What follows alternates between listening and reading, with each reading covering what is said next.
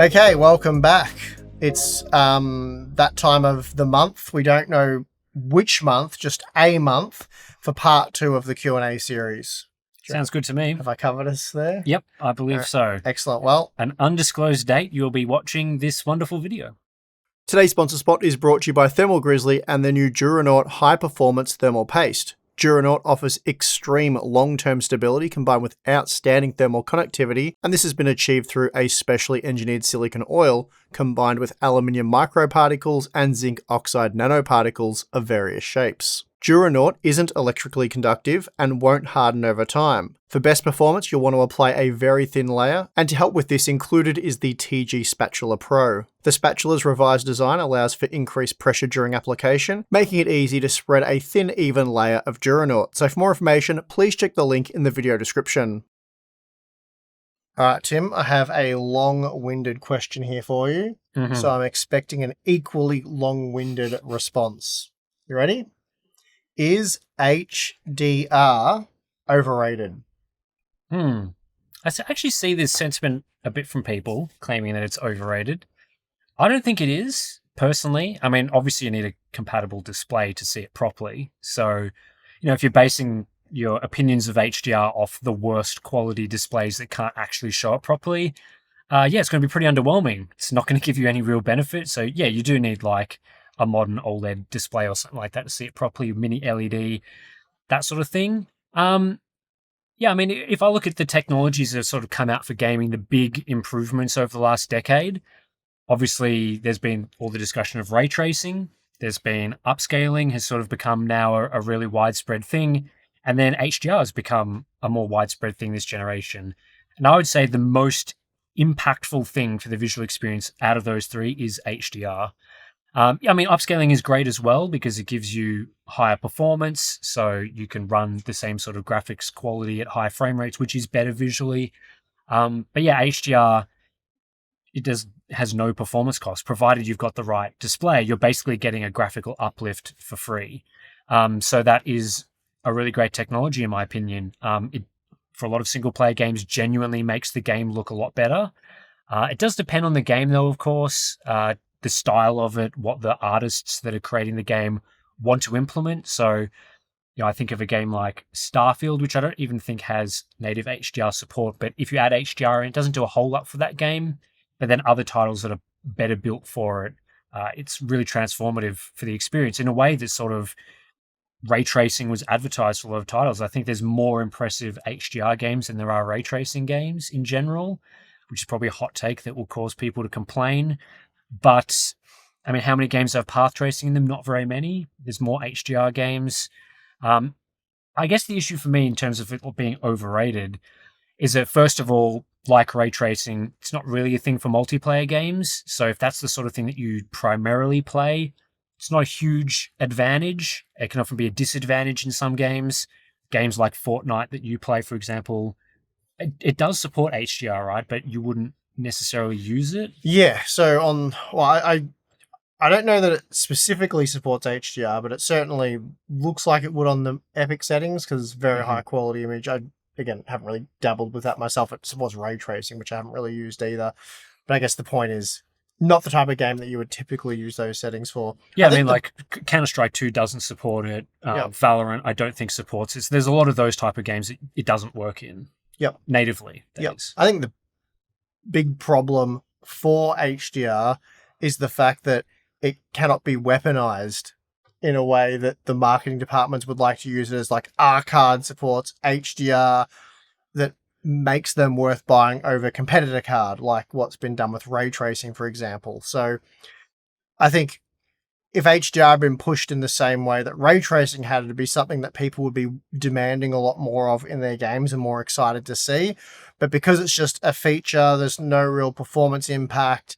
There's no real advantage to supporting it in the sense that, again, like ray tracing, it can't be done better than, say, your competitor's card. Yeah. So again, it can't really be weaponized like what we see with technologies like ray tracing, upscaling, multi-frame generation, all of those sort of things that can be leveraged to have an advantage over your competitor to make your product seem better and command a price premium, all that sort of stuff. Whereas HDR is just HDR. I mean, I don't want to make it sound like this technology is flawless, obviously, because there's the multiplayer angle with games not supporting it. It's obviously, for a lot of people, if you play those sorts of games, it's not of benefit to you. But then, of course, there are games, even today, single player titles that I think should have HDR support that don't. So there are certainly cases where if you wanted to play a certain game, you'd bought this nice HDR monitor to use this feature everyone's talking about, and then the game that you play doesn't support the feature. That is highly disappointing. So that does make sense. And there are games that have HDR on consoles that don't have HDR on PC, which doesn't make a lot of sense. And then I think there's a lot of still this latent, almost, I guess it's criticism of the way HDR used to work on PCs a while ago. Like the very first implementations into Windows were pretty bad. It was very janky, didn't work very well. I think, if you'd based your expectation on, I bought an HDR monitor a while ago, I fired up Windows, it looked really weird and stuff, didn't like how it worked. Yeah, your opinion of that could persist to today. And there are also games where HDR doesn't have much of a visual impact. HDR really does require, as the name suggests, high dynamic range. So if the people creating the game do not implement high dynamic range scenes into their titles, HDR doesn't have much of a benefit. So if you don't have those like nighttime scenes with bright lights or a really intense sun on your outdoor scenes, HDR isn't really going to do anything. So it has to be certain styles, certain types of games, sort of the realistic type of games that we see today, like a Cyberpunk or one of those games where HDR does have a significant benefit. And then again, you have to have a display where you can actually show it. So yeah, it's possible to think it is overrated. I don't think it is. I think it's pretty transformative. I think a lot of people buying the latest OLED panels are seeing genuine benefits from it in those latest games. And even today, there are some multiplayer titles where I've been told that there is a competitive advantage using HDR, just because in some of those games that are designed to have, when you walk outdoors and you see that bloom in some games, you can't turn that off by lowering the quality settings.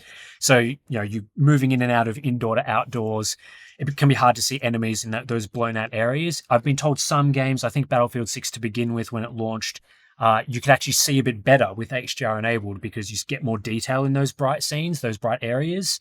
So I think as we see more multiplayer games implement these sorts of things, it'll get better.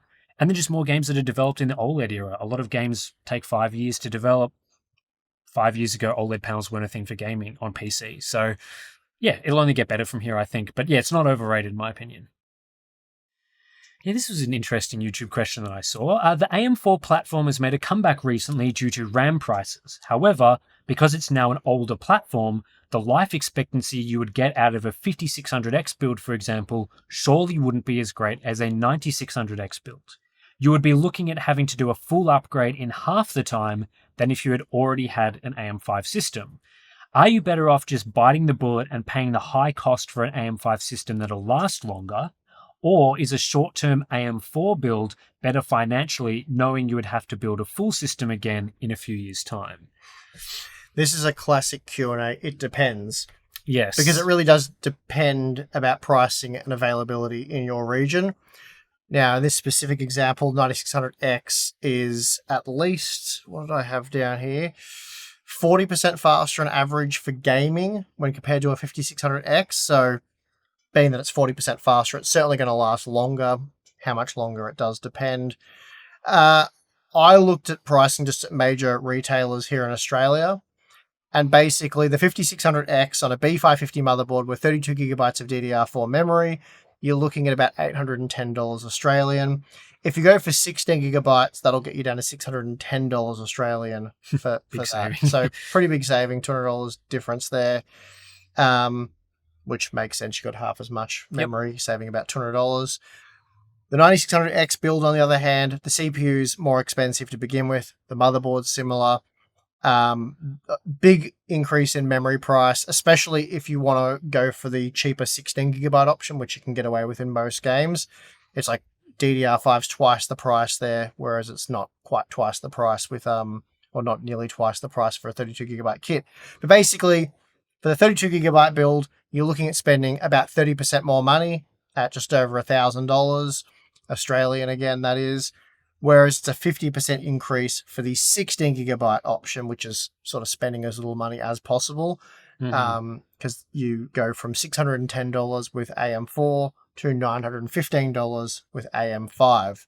We'll try and get some stuff on screen maybe to make this a bit easier to follow. But it's not really a great comparison because you wouldn't really buy the 9600X because it's quite expensive. So, for example, here in Australia via AliExpress, we have access to the Ryzen 5 7500F, which you can have delivered to your door for $200 still. So very cheap, close to half the price of the 9600X, and it's nowhere near half the performance. So it's like 20% faster than the 5600X. So you're missing out on a fair bit of performance there compared to the 9600X, but if you're prioritizing like price value, then the 7500F is really the best value AM5 part. And again, it's a 6-core 12-thread processor.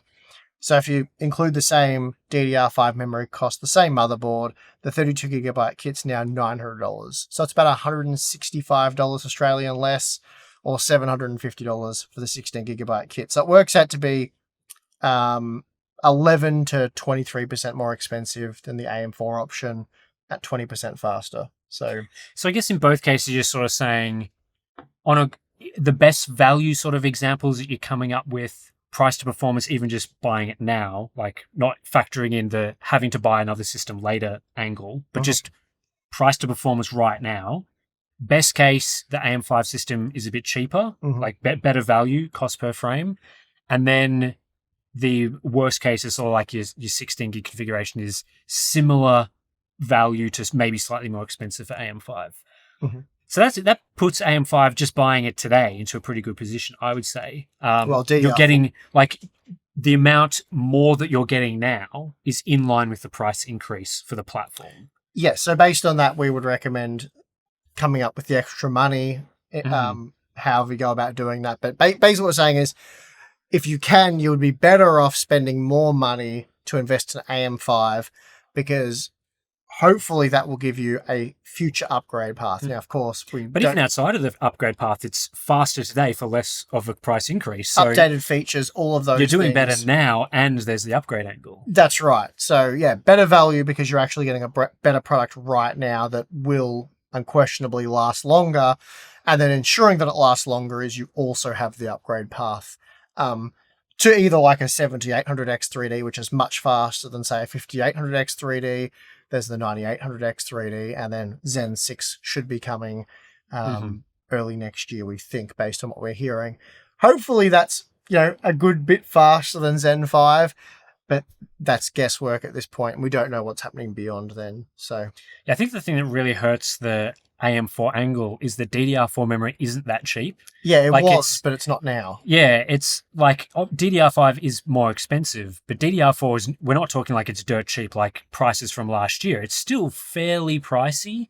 It has gone up a lot, not to the same extent. And especially if you want 32GB. Here in Australia, again, $430 for DDR4, $550 for DDR5. So it's not, it's not an outrageous price difference given the different platform that DDR5 gives you access to. Yeah, if DDR5 had gone up by triple or quadruple and DDR4 was the same price as last year, you'd be like, yeah, no brainer. Go ahead and grab that AM4 system. But it's not. Yeah, that isn't an insane deal. Now, maybe you could change the CPU comparisons and sort of manipulate things to make AM4 good value. I'm not sure. You'd have to look at all of the available AM4 CPUs, and that may be different in different regions. But yeah, it sounds like the AM5 system is more likely to be the better choice. Yep. It's just unfortunate of how expensive it is to do that right now. But well, our advice would be not to buy right now. So, if you do have to buy right now, probably coming up with a bit more money, investing a bit more to go AM5 would be our recommendation. But ultimately, our recommendation would be not to buy if you don't have to, because hopefully by this time next year, we're faced with a different situation. But that is merely hope on my behalf at this point in time. Yeah. Okay, thoughts about delayed hardware launches as a result of the current shortages caused by AI. For instance, both Zen 6 and Nova Lake are rumored to be delayed to 2027. The Steam Machine still doesn't have a launch date, and the PlayStation 6 is rumored to be delayed as well. Yeah, I mean, I guess to begin with, can you delay a product that hasn't been announced? I mean, the Steam Machine, I think, was technically delayed because it was announced and they sort of pushed it back, so that doesn't apply. But when you're talking about the other parts, we never really had firm release dates. So I guess we're talking about internal expectations being pushed back. With the CPU side of things, so Nova Lake and Zen 6, I think people are reading maybe a bit too much into those rumors, especially for Intel's processors, because I think it wasn't clear when that was reported whether they were talking about the whole Nova Lake lineup or parts of it, because Intel's typical release cadence has been for the last few years launching, for example, the K series, the high performance desktop parts at the end of the year, and then launching the rest of the lineup at CES the following year. So you'd see like the locked models, the lower Core i5s and Core i3s when they were called that. They were launched at January, February of the following year. So if the rumor means all of Nova Lake is going to be launched by early 2027, it's probably not delayed. That's probably just the standard release pattern. And maybe we'll see the same with Zen 6. We're not 100% sure when that was originally supposed to launch. I think we were all expecting at some point in the second half of this year. But again, it could be the case that it's not actually delayed by that much, maybe a few months here or there. We'll learn. I think we'll learn a lot more about that situation at Computex in a couple of months. If we don't see a lot of information about Zen 6 as an example, it's probably a good indication that it's coming later than we thought. But if we start to see some teasers and things like that, I think we probably will see it this year. So I think a lot of that is up in the air and may not be overly affected by AI. Like, I don't think their plans on that front would change too much, especially because for Zen 6 as an example, most people would be drop-in upgrading. Like, I know obviously new platforms is a thing, right? But I imagine if they had a powerful X3D part, for example, that most people interested in that would be existing AM5 owners that are not affected by DRAM price, for example. Mm-hmm. So it still makes sense to launch those parts when they can. And again, if Intel's plans are sort of unchanged, they wouldn't want to be leaving things too late. Like if Intel launches a whole new exciting platform that people are interested in and then AMD sort of delayed it for no reason, then that puts them at a disadvantage. The other part was, I guess, the consoles like PS6. Almost certainly that was going to come out in 2027 in a normal release cycle. They go 7-year cycle pretty normal. I mean, are we talking about something that's like too far in the future now? Like delaying the PS6 that was probably going to launch in November of 2027 to like 2028. Like it's nearly 2 years from now. Like how firm and set are we in that plan changing significantly? Like I'm sure they've had internal discussions like, yeah, if RAM prices are really bad in July 2027, like we're going to have to change our plans on this. But are they really thinking about that too much in a serious manner right now? Uh-huh. Like it's just so far in the future. And I think there's a lot of things up in the air that we've talked about with the AI situation. We don't really know how long this issue is going to last for. I wouldn't be reading too much into that either. Would you have a sort of similar opinion on that? Yep, we'll just have to wait and see because, yeah. End of 2027 is so far from now. Yeah, it wasn't like we were expecting them to be announced at this year's CES or by this point. Like stuff like the Super Series has clearly been delayed. Mm-hmm. So you can point to that as being likely a delayed product series.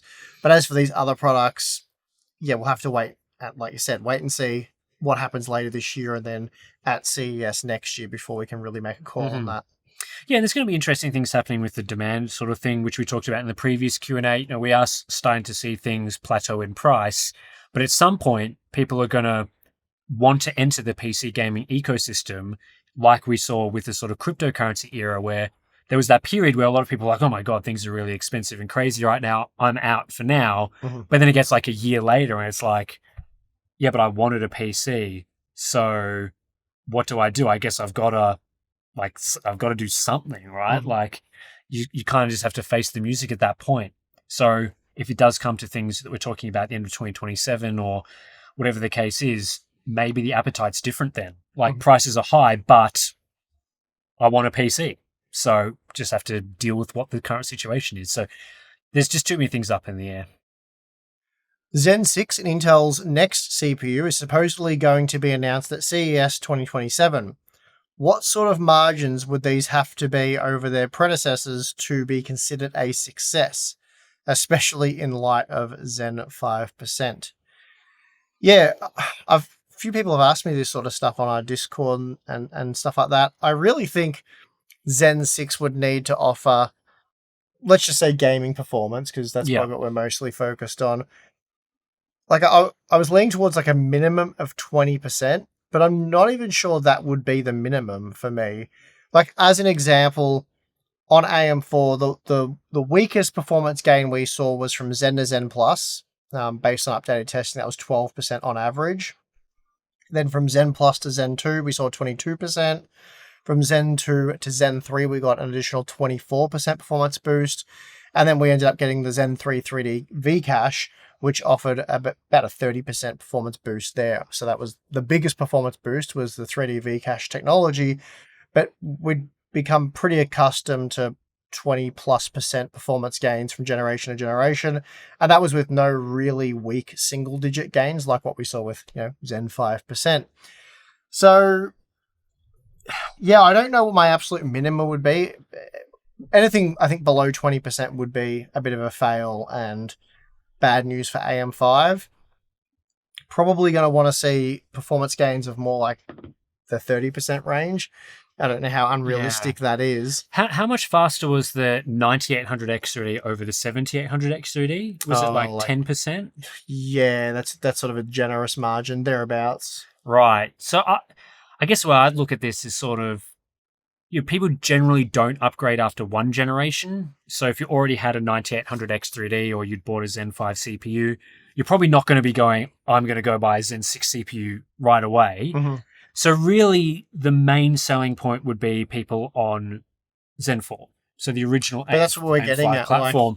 So then it's like, I'd be thinking if I was a Zen 4 owner, I'd be wanting probably around a 50% performance increase to justify, like if I had a 7800 X3D, what would make me buy I don't even know what the name is because we're at the 9 series now. Whatever the name, Zen 6 X3D, right?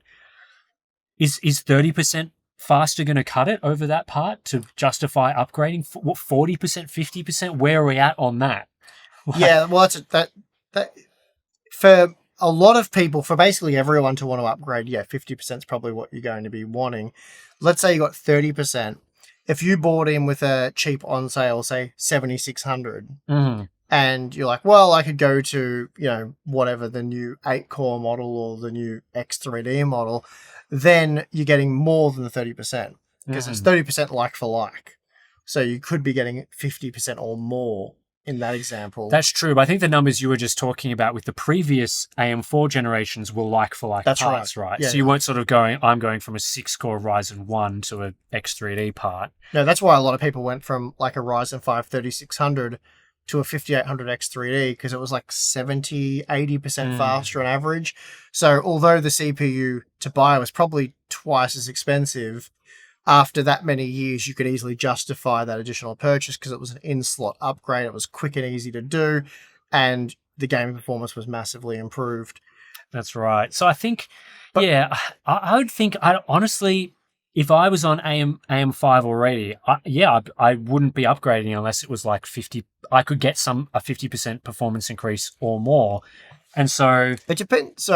It depends on how this question is phrased as well. Like for them to be considered a success, so not necessarily a viable upgrade choice over their predecessor, just a success.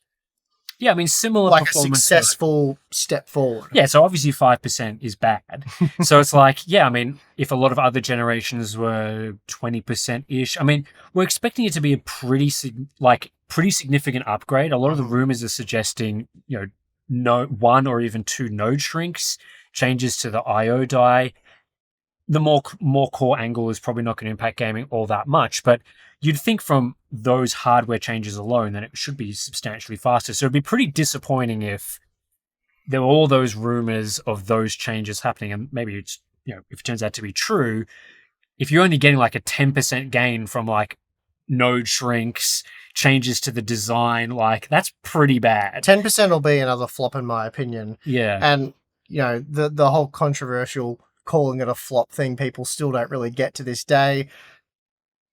I don't know how. It was very clear in the video. They were substantially more expensive, despite either AMD doing their best to mislead people or people just allowing themselves to be misled that they weren't really more power efficient. So we didn't see really an improvement in power efficiency.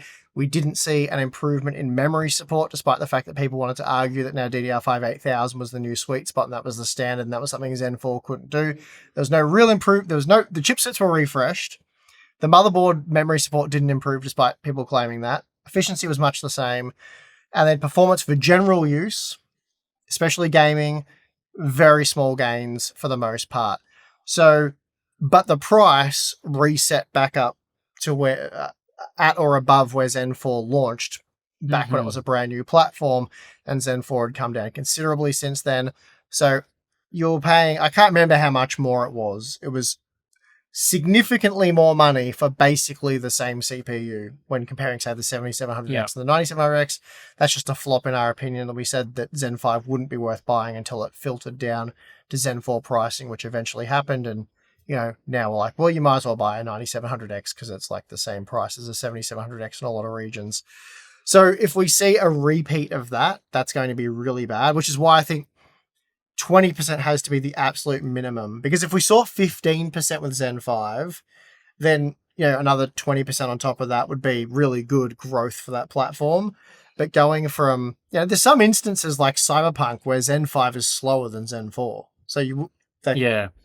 I think the other angle, obviously, aside from AM5 upgraders, are people upgrading from AM4, where finally the 5800 X3D becomes too slow relative to the current flagship part, which I think the 9800 X3D isn't quite at that level. I mean, obviously, if you're a flagship gamer, you probably would have upgraded just because, but you know, the actual gain you get from 5800 X3D to the 9800 X3D, yeah, it's good. It's faster, but it's not like, whoa, it's hugely faster. So I think if they can get to that level where they're now really putting Zen 3 AM4 platform in the dust, like it's clear that these new Zen 6 parts are significantly faster than anything on AM4, you would start to see people considering upgrading from that. Because obviously there's a lot of people still on AM4. But then the problem that they get running into with that is, are people then upgrading to a dead platform? Like they're sort of going from the end of life Zen 4, the end of life on AM4 to the last generation on AM5. And that's where Intel could really come to the play with this supposed Nova Lake offering many more generations of support. So they're going to be in a difficult position if Zen 6 is not really powerful. Yeah, because you just wait for AM6 then at that point. You just wait for AM6. You'd want people coming from AM4 to be going, either these parts are crushing Intel in performance, so they're the obvious choice for performance, I'll upgrade for that reason, or they're really good value, or maybe they're guaranteeing a future platform, like a future CPU generation on it, or something else that could be offered to the platform. Because if it's only, you know, like a 50 or 60% performance uplift over AM4 and it's a dead platform, it's going to be hard to... that would be a pretty disappointing and underwhelming generation for people. Definitely. Yeah, AMD could find themselves in a pretty tough position soon, because if Nova Lake does deliver and Intel comes out and promises multiple generations on that socket, the AM4 owner would be wise to jump ship to Intel at that point, rather than going to AM5. Yeah. So we might see that, you know, scenario play out. So we'll have to wait and see what each company does there. But that's why we've been saying in a lot of the recent content, and well, for years now, really, that Intel does need to offer this broad platform compatibility. They need to advertise it as well. They need to be sort of clear with it up front, because that's something that now that AMD finds themselves in the more dominant position, they're not needing to compete as aggressively as they once were. It's kind of weird that AM5, they did the usual, or they vaguely sort of went, oh, it's going to support multiple generations, didn't say. And if the rumors are right and we do end up getting Zen 7 on AM5, it's kind of crazy that wasn't communicated more clearly early on. And maybe, look, they didn't want to commit to that and they weren't sure if they were going to do that. So there's all of that sort of stuff, I guess.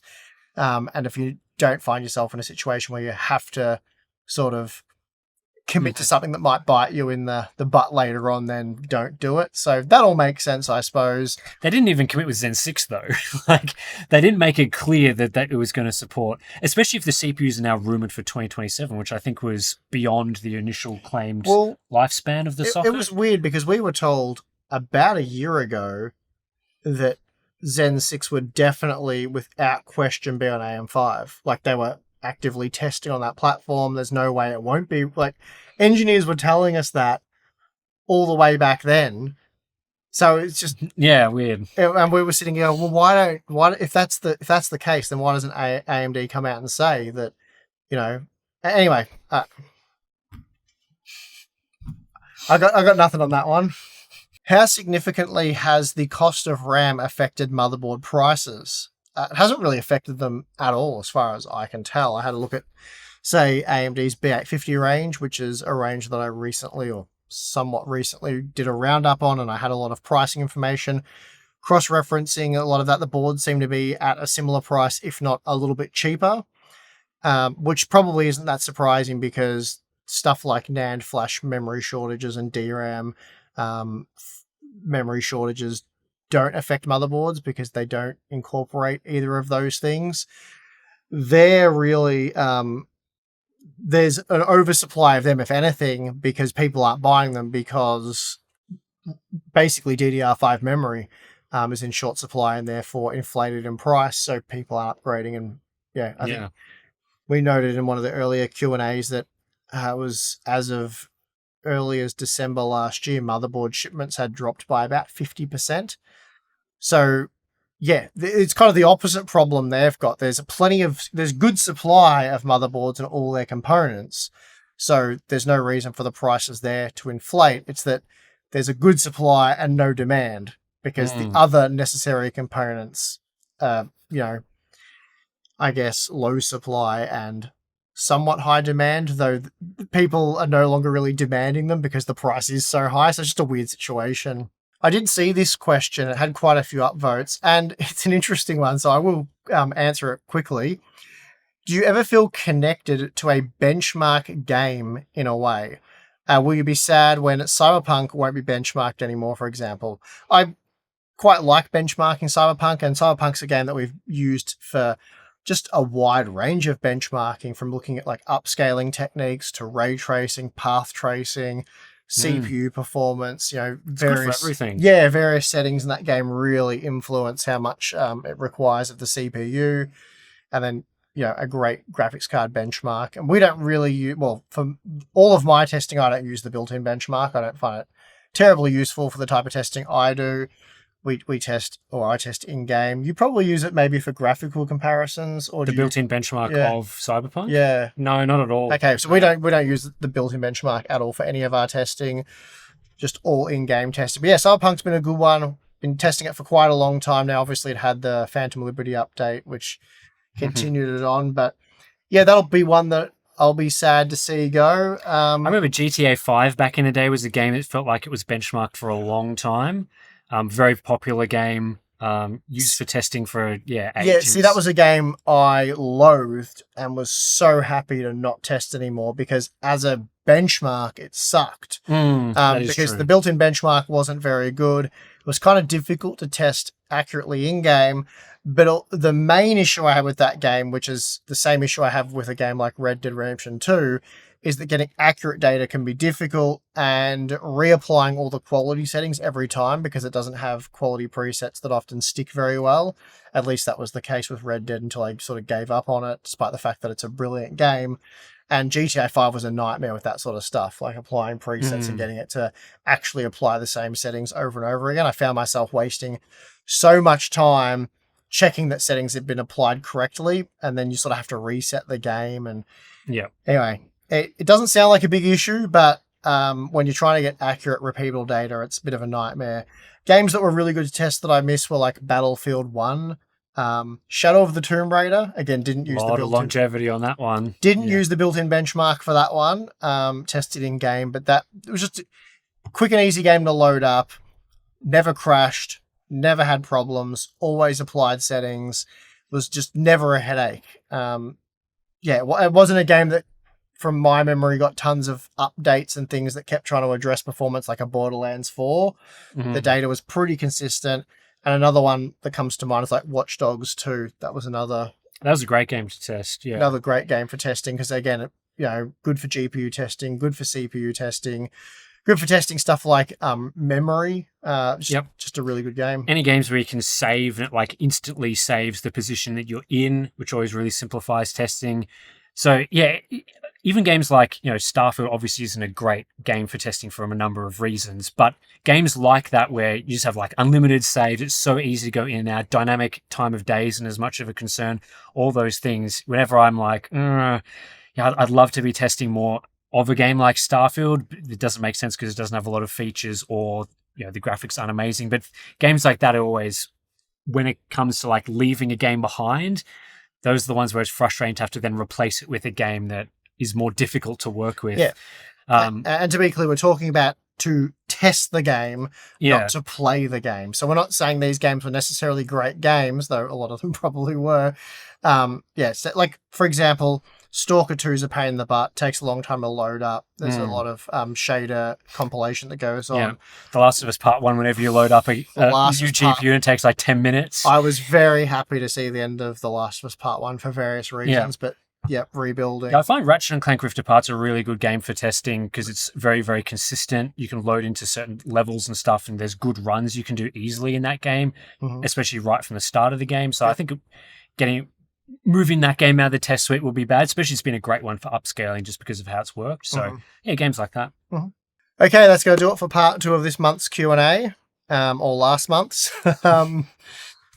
It was a Q&A. It happened. We did it. We're at the end now of one of the parts. Yeah, there'll be a part 3 of one of the months. Yep. So stay tuned for that. Make sure you're subscribed for that month's Q&A that'll be coming up sometime after this video. Yep. Sounds good to me. All right. I'm your host, Steve. I'm your host, Tim. See you next time.